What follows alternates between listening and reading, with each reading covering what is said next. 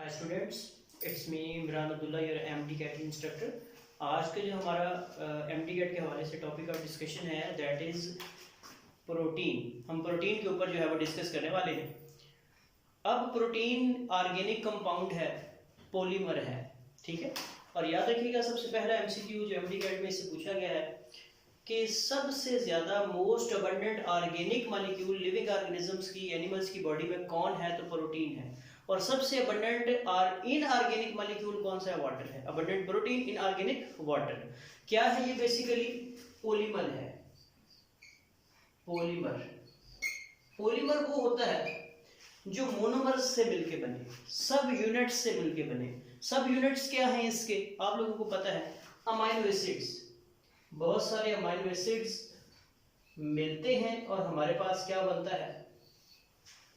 हमारे पास polymer of protein बनता है। इस पे हम लेटर ऑन डिटेल से डिस्कस करते हैं, लेकिन सबसे पहले हम जो है वो वापस आते हैं कि प्रोटीन की कितनी टाइप्स हैं। वहां से वापस आके इंशाल्लाह हम डिस्कस करेंगे कि ये बेसिकली पॉलीमर कैसे बनता है।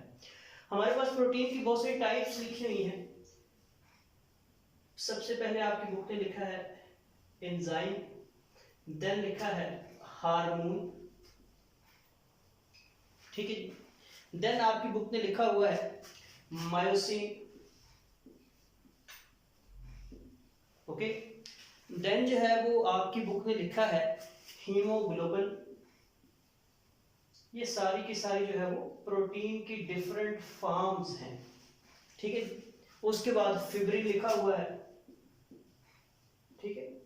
और भी जैसे जैसे हमारे माइंड में आते जाएंगे हम लिखते जाएंगे। एंजाइम्स आपको पता है प्रोटीन इन नेचर के होते हैं और इनका काम क्या होता है? ये बायो कैटलिस्ट का काम करते हैं। बायो कैटलिस्ट क्या होगा? ऐसा कैटलिस्ट जो लिविंग ऑर्गेनिज्म की बॉडी में पाया जाए। अब कैटलिस्ट का लिविंग ऑर्गेनिज्म की बॉडी में क्या काम है? To increase the speed of reaction या to increase the rate of reaction. उसके बाद हार्मोन्स का काम क्या है? They act as chemical messengers. यानी हार्मोन्स क्या है? बेसिकली केमिकल्स हैं। Is it clear? और ये मैसेज का काम करते हैं, बॉडी में एक जगह से दूसरी जगह मैसेज पहुंचाना हो। बॉडी के बहुत सारे जो है वो फंक्शंस हार्मोन्स डिपेंडेंट हैं। आप लोगों ने पढ़ा इंसान की ग्रोथ हार्मोन्स पे डिपेंड करती है, ठीक है। बड़े सारे इंसान की बॉडी के अंदर जो है वो फंक्शंस हैं जो कि हार्मोन्स पे डिपेंड करते हैं। लाइक हमारी जो है वो रिप्रोडक्टिव एबिलिटीज हैं, मेमोरी ग्लैंड डेवलपमेंट है, बहुत सारे हैं। अब आते हैं जी, मायोसिन कहाँ पे हो सकती है जी? ये मसल्स के अंदर होती है। और मसल्स में जो मायोसिन है इसको बैंक ऑफ ऑक्सीजन कहा जाता है। ऑक्सीजन को स्टोर करती है बेसिकली। उसके बाद हमारे पास हीमोग्लोबिन जो है वो रेड ब्लड सेल्स में होती है, यानी ब्लड में। और काम क्या होगा इसका? ट्रांसपोर्ट ऑफ रेस्पिरेटरी गैसेस, यानी ऑक्सीजन और कार्बन डाइऑक्साइड को ट्रांसपोर्ट करती है। ऑक्सीजन को लंग्स से लेके टिश्यूज तक पहुंचाएगी और टिश्यू से कार्बन डाइऑक्साइड लेके लंग्स तक पहुंच जाएगी। इसी तरह जो फिब्रिन है ये भी ब्लड सेल्स में जो है वो definitely it is a just like cell. ये प्लेटलेट्स में पाई जाती है, PLT, ठीक है। प्लेटलेट्स के अंदर पाई जाती है और प्लेटलेट्स सेल्स नहीं है, they are just like cells. Is it clear? काम क्या है इसका? ब्लड क्लॉटिंग, आप लोगों ने पढ़ा हुआ है। इसी तरह कैराटीन कहां कहां पाई जाती है?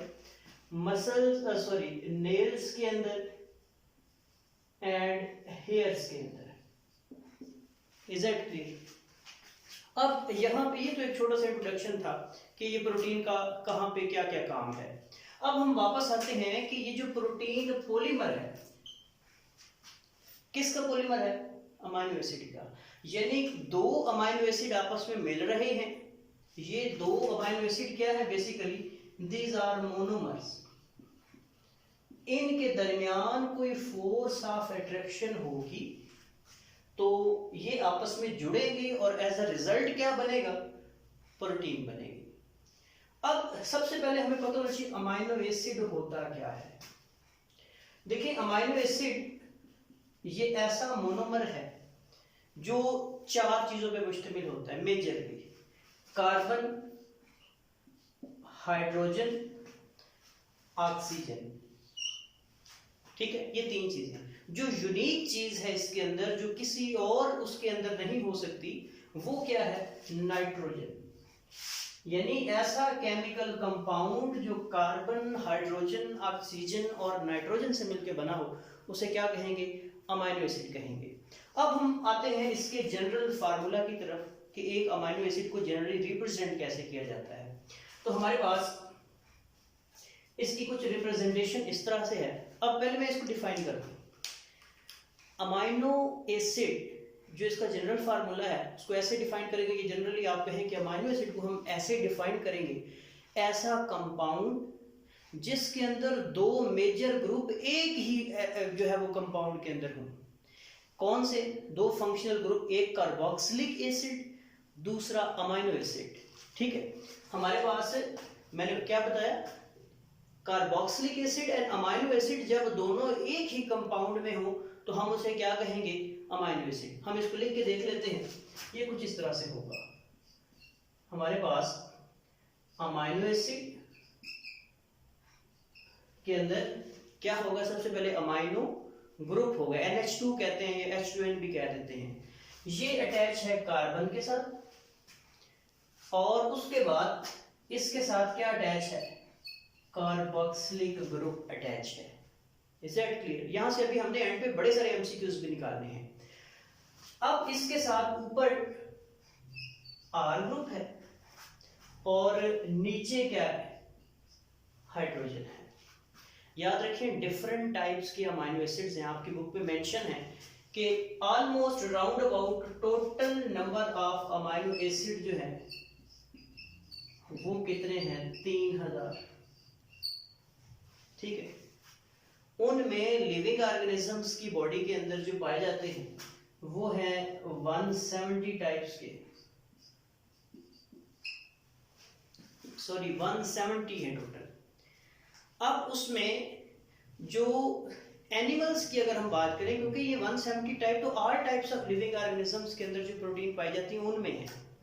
अब अगर हम सिर्फ एनिमल्स की बात करें कि एनिमल्स की बॉडी में जो प्रोटीन है वो कितने अमाइनो एसिड से मिलकर बनती है, तो वो 25 अमाइनो एसिड से मिलकर बनती है। और उन 25 में अगर हम एनिमल्स के बाद इंसान की बात करें तो इंसान की बॉडी के अंदर जो प्रोटीन्स हैं वो mostly 20 types of amino acid से मिलके बनती हैं। तो हमारे पास से कौन सी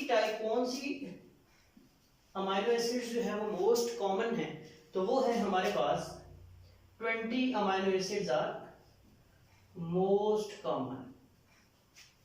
इज इट क्लियर? हमने क्या करना है? दो अमाइनो एसिड को जोड़ना है और क्या बनाना है? प्रोटीन बनानी है। मैंने कहा जब ये जोड़ेंगे तो कोई ना कोई फोर्स ऑफ अट्रैक्शन होगी जिनको जोड़ेगी, और केमिस्ट्री में फोर्स ऑफ अट्रैक्शन को क्या कहा जाता है? बॉन्ड। यानी इन दोनों के दरमियान कोई बॉन्ड होगा तो ये जुड़ेगा। बॉन्ड क्या होगा? Peptide bond. अब हम बनाते हैं, लेकिन यहां पे अगेन मैं बता दूं, जो R है ये वेरिएबल है। तमाम अमाइनो एसिड्स के अंदर जो चेंज आएगी, डिफरेंट टाइप के अमाइनो एसिड्स हैं, बेसिक अमाइनो एसिड्स हैं, एसिडिक अमाइनो एसिड्स हैं, ठीक है, उसके बाद न्यूट्रल अमाइनो एसिड्स हैं, डिफरेंट साइज के हैं, डिफरेंट कैरेक्टरिस्टिक्स के हैं, लेकिन तमाम चीजें अमाइनो एसिड में कांस्टेंट होंगी। डिफरेंस कहां पे आएगा? R ग्रुप के अंदर। अब आपकी बुक में MTCAT में 2 MCQ भी पूछे गए हैं। अगर R की जगह हम क्या लगा दें? हाइड्रोजन। बाकी सारा कुछ वही है, इसकी जगह क्या लगा दें? हाइड्रोजन। तो जो अमाइनो एसिड होगा उसको हम कहेंगे ग्लाइसिन। Is it clear? और जिस वक्त R की जगह पे हम लगा दें मिथाइल ग्रुप, उस वक्त हम इसे जो है ग्लाइसिन नहीं कहेंगे, हम कहेंगे एलानिन। क्या कहेंगे हम इसे? एलानिन। चले जी, हमने क्या करना है? ग्लाइसिन और एलानिन को ही ले लेते हैं और हम क्या करते हैं? इनके दरमियान पेप्टाइड बॉन्ड बनाते हैं। क्या बनाते हैं? Peptide bond. मैंने कहा बाकी सब कुछ इन दोनों में सेम होगा, डिफरेंस कहां पे होगा? R में। हम इसको लिख लेते हैं, पहले ग्लाइसिन लिख लेते हैं, फिर हम एलानिन लिख लेते हैं। हमारे पास NH2 कार्बन। अब R की जगह मैं क्या लिख रहा हूं, ग्लाइसिन के लिए हाइड्रोजन लिख रहा हूं, नीचे भी हाइड्रोजन। ये जो कार्बोक्सिलिक ग्रुप है इसको इस तरह भी लिख सकते हैं, जैसे आपका दिल करे आप लिखें। COOH इकट्ठा करके लिख लें, आपकी मर्जी। कार्बोनाइल और हाइड्रोक्सल को अलग अलग करके लिख लें, आपकी मर्जी है। ओके, अब दूसरा क्या लिखेंगे हम लिखेंगे एलानिन। तो एलानिन जो है इसके अंदर हमारे पास सारा कुछ वही होगा, यानी NH2 होगा। तो NH2 को हम जो है वो आपकी बुक ने इस तरह लिखा हुआ है NH2, एक ही बात है, आप उस तरह लिख लें इकट्ठा, ये इस तरह लिख लें। आगे क्या है, कार्बन। आगे हमने एलानिन लिखना है, तो R की जगह क्या लिखेंगे, CH3, ठीक है, CH3। नीचे उसी तरह H, ठीक है। आगे क्या होगा, COOH। यहां पे बड़ी इंपॉर्टेंट बात मैं आपको बताता जाऊं कि जो NH2 है ये एसिडिक कैरेक्टर शो करता है, ठीक है, और COOH बेसिक कैरेक्टर शो करता है, ठीक है। जो एसिडिक कैरेक्टर है, एसिड वो होता है जो केमिकल रिएक्शन में क्या रिलीज करे, हाइड्रोजन आयन। और बेस क्या होता है जो केमिकल रिएक्शन में क्या रिलीज करे, हाइड्रोक्सल आयन। यहां से आपको एक बात क्लियर हो गई कि अमाइनो ग्रुप हाइड्रोजन रिलीज करेगा और कार्बोक्सिलिक ग्रुप क्या रिलीज करेगा, हाइड्रोक्सल रिलीज करेगा। तो यहां पे हमें यहां से हाइड्रोक्सल ग्रुप, यहां से अमाइनो ग्रुप, ठीक है। अगर आपको याद हो तो मैंने आपको ओलिगोसैकराइड्स के केस में बताया था, जब दो छोटे मोनोमर्स आपस में मिलते हैं एक वाटर का मॉलिक्यूल रिलीज होता है, और इस रिएक्शन को क्या कहते थे हम, कंडेंसेशन रिएक्शन, या फिर क्या कहते थे, डिहाइड्रेशन रिएक्शन। जब दो छोटे मॉलिक्यूल्स मिलते हैं और बड़ा मॉलिक्यूल बनता है तो हम उस रिएक्शन को कंडेंसेशन या डिहाइड्रेशन कहते हैं, और एक वाटर का मॉलिक्यूल रिलीज होता है। ओके, क्या प्रोडक्ट बनेगी, ये चीज यहां से निकल गई, ठीक है। अब हमारे पास क्या चीज बनेगी, NH2, ये वाला। आगे C है, ऊपर H है, नीचे H है, फिर C डबल बॉन्ड O है। और अब हमने इस C को इस N से मिलाने के दरमियान से चीजें, हाइड्रोक्सल भी निकल गया, हाइड्रोजन भी निकल गई। तो हमारे पास क्या चीज आएगी, जगह थोड़ी कम है, हमारे पास आएगी N। ये वाला हाइड्रोजन ऊपर लगा दे नीचे लगा दे एक ही बात है, हाइड्रोजन, ठीक है। उसके बाद क्या है जी, C, ऊपर CH3, नीचे क्या है हमारे पास, नीचे कुछ नहीं है जी हमारे पास, सॉरी नीचे हाइड्रोजन है, ठीक है। एक तो हाइड्रोजन नाइट्रोजन के नीचे ये वाली हाइड्रोजन लगाई, ये वाली हाइड्रोजन कहाँ लगाई, नाइट्रोजन के नीचे, और उसके बाद C के नीचे जो हाइड्रोजन है वो इधर लगाई। और आगे क्या है हमारे पास, जो C डबल बॉन्ड OH, ये क्या है, कार्बोक्सिलिक ग्रुप। अब आप देखें ये जो पूरा कंपाउंड बना है ये क्या है, डाइपेप्टाइड। ये क्या है, डाइपेप्टाइड। और इस डाइपेप्टाइड का नाम क्या है, ग्लाइसाइल एलानीन। डेफिनेशन क्या होगी, डाइपेप्टाइड वो होता है जिसके एक एंड पे कार्बोक्सिलिक हो, दूसरे एंड पे क्या हो, दूसरे एंड पे अमाइनो हो, उसे हम क्या कहते हैं, डाइपेप्टाइड। इसी तरह, अच्छा ये क्यों हो, क्योंकि रिएक्शन में सिर्फ दोनों ने हिस्सा लेना है।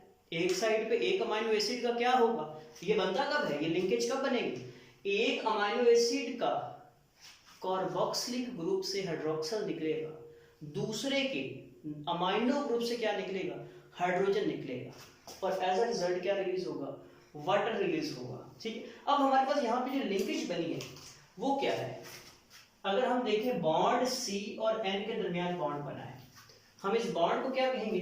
Peptide bond. क्या कहेंगे? Peptide bond. एक होता है बॉन्ड, एक होता है लिंकेज। लिंकेज में ज्यादा चीजें इन्वॉल्व होती है। बॉन्ड क्या है? Carbon and nitrogen. क्लियर हो गया कि प्रोटीन में तो अमाइनो एसिड्स के दरमियान बॉन्ड कौन सा होता है? पेप्टाइड। और पेप्टाइड बॉन्ड किस किस के दरमियान होता है? Carbon and nitrogen. उसके बाद लिंकेज क्या है हमारे पास? मैं इसको यहां पे वाजे कर देता हूं। CO N और